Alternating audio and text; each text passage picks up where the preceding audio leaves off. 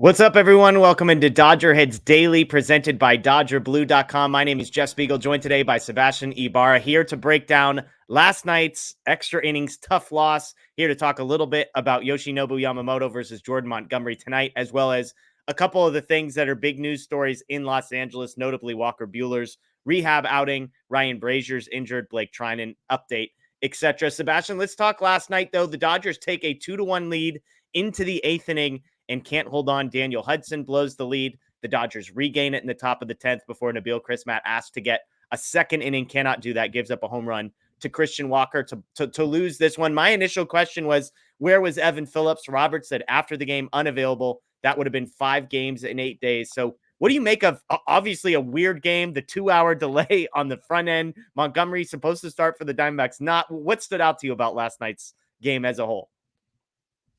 Yeah, it was just a lot of missed opportunities on offense. The bullpen ultimately gives up the lead and the game, but you have all those opportunities in the game. First bases loaded situation earlier, but then also not quite bases loaded, but a really good opportunity in that 10th inning. And you got to be able to score more than one run in that situation when you have second and first, nobody out. Yeah. Really like what I saw from pitching. Landon Knack was pretty impressive again. 3 starts, he's been pretty impressive in all 3. Would like to see the Dodgers give him a little bit of a lead in one of these games to see how he looks going deeper into a game maybe, but other than that, it was all right. Yeah, I'm with you. I mean, looking at the box score, Dodgers 1 for 11 with runners in scoring position. But part of the thing that makes that the hardest is Muncy's 0 for 1, Teoscar's 0 for 2, Ohtani's 0 for 2, Smith is 0 for 1, Freeman is 0 for 1.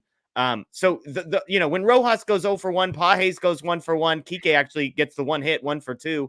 You kind of the irony, by the way, the one hit they got didn't score anybody. That was the absolute laser of a single that Kike had with Will Smith on second. He couldn't score. So they go 1 for 11. They have 0 RBIs with runners in scoring position. Well, no, that's wrong too, because they had the sac fly. You get what I'm saying. They're 1 for 11. The one didn't score anybody. And that's the key. Look, you score 3 runs in 10 innings. It's not the pitching's fault. It's not the bullpen's fault. It's the offense's fault. And I'm with you on Landon Knack as well. I joked on our show on Sunday night. The hot take was, is Landon Knack better right now than James Paxton? And I was a hold on that take because I was like, look, I like Landon Knack. I feel like I was the high guy on Landon Knack all of last year, all offseason, but he had only done it against the Nationals twice. Let me see what it looks like. Another sort of weird game, although I think not to his advantage. The delay would have hurt him as a pitcher, so I was even more impressed with what he was able to do. So I think that's a great point. Just out of curiosity, we saw Paxton struggle again the other night. Lots of walks. We saw Knack last night not be perfect, but, all things considered, putting things in context, pretty good. Do you have Knack ahead of Paxton as far as guys you trust? I think you got to go with veterans at this stage in both their careers. Obviously, the walks continuing to be a problem is a problem. Yeah. And it finally it didn't get as bad as it could have been, but it did kind of finally come back to bite him a little bit. So if Paxton could cut down on the walks just a little bit, I think I'll have more trust in him. Yeah, no, I'm with you. And I think it's fair too. Like sometimes we're quick to say, put the rookie in, and then guys struggle a little bit. And so I don't think there's a right or wrong answer. And I think if you lean, hey, Paxton, he's preventing runs. He's a veteran guy. Give him some time. Especially considering the competition. I think it's a fair point. Let's talk Walker Buehler. Last night made another rehab appearance for Oklahoma City. I would say this one was more encouraging than some of the previous ones had been. His final line, 5 innings, 7 hits, 1 earned, no walks, 5 strikeouts. Velocity was down though on the fastball, averaging about 93 miles an hour. So not dramatically worse than kind of where it has been, but if you were hoping to see that get back into the 95-ish range, not where you wanted it to be. Dave Roberts said if this start went well, that he could be back with the Dodgers sooner rather than later. Obviously, we were dialed into the Dodgers game, not the Oklahoma City game. But what did you make of the box score for Walker Buehler last night? Yeah, obviously, like we've talked about before, box score isn't the end-all be-all in kind of these situations, but it is encouraging. 7 hits, but he's able to strand them. But it's more important that how he's feeling at this stage, and Yeah. then being able to come back and contribute. Yeah. And a little bit of like a interesting thing is, I wonder how they make room for him, because the obvious solution would be just sending Knack back down. But I think at this point he's kind of earned himself a little bit of a look here. So maybe they finally go to a traditional 6-man rotation and stop using the bullpen, especially with all the losses we're going to talk about in a little or right now in a little bit. Yeah. No, I think it's a great point, because, you know, Knack has earned it. Buehler needs to come up at some point. I mean, maybe they try and prolong it. He did get to 75 pitches, which was sort of a number I think they were hoping to get to. But I imagine Buehler is chomping at the bit to get back to the major league level. And if they can find a soft landing spot, they will. The other sort of extenuating circumstances worth pointing out is the bullpen is not in a good spot. Chris Matt comes back out for the 10th. The only other option was Gus Varland, Dave Roberts said after the game. And part of that was because Ryan Brasier has a calf strain earlier this week, expected to be out for a long time. He's on the injured list. Blake Trinan has made a couple of rehab appearances, but he's probably got 3 or 4 more left to make before he can get called up to the major league level. And so the 6-man rotation that we mentioned with Buehler could be a blessing in disguise, just because if you go to 6, maybe that gives your bullpen a little bit more of a break and allows some of those guys to try and get a little bit deeper, knowing they're not going to have to pitch again 4 days later, right?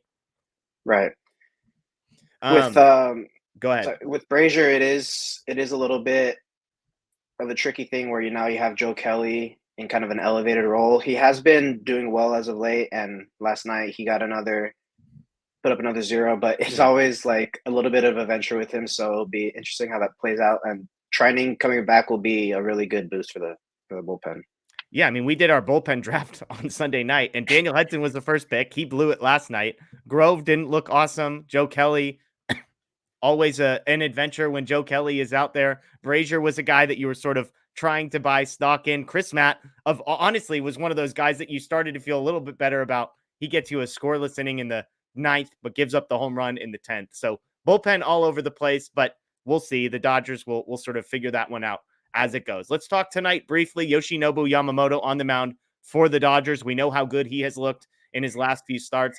Jordan Montgomery expected to start last night, the big free agent addition made by the Diamondbacks. He gets pushed back a day. Dodgers heavy favorites.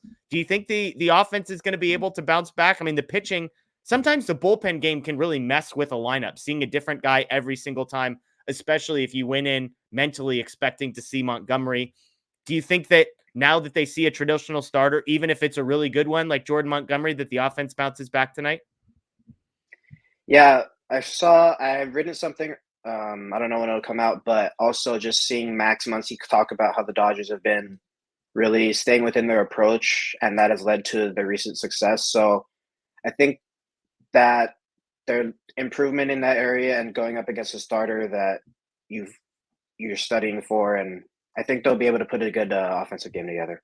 Yeah, we can hope so. Montgomery, obviously, I think it's his 3rd start since the delayed free agency. He's very good, but it's the Dodgers offense. With the Dodgers offense, you just sort of assume that at some point they're going to be able to figure it out. And, looking, I believe the over-under for Dodgers runs is set at 4.5. I would take the over. They go 1 for 11 with runners in scoring position. That tells me they were making contact. They were putting themselves in good situations. They just couldn't cash it in. If that's a 3 for 11 instead of a 1 for 11, they probably score 5 or 6 runs. Of course, that's not what happened, but I would take the over on 4.5 runs for the Dodgers. It looks like that's right around even money. So that would be my bet of the day if I was going to make one. Thanks everybody for joining us here on Dodger Heads Daily. That is Sebastian. I am Jeff. Check out DodgerBlue.com where you can find stuff written by Sebastian, Blake, Scott, all those sort of folks. And of course, make sure you subscribe, ring the notification bell here on YouTube as well. Say a prayer, give positive thoughts for our guy, Matt. If you saw on Twitter, he's going in for surgery today. And so, we're hoping the best for him, hoping he makes a quick recovery and is able to be back on the show, writing, contributing as he's the guy who steers the ship. He's our fearless leader, so we need him back quickly. But enjoy the rest of your day, everybody. As always, go Dodgers.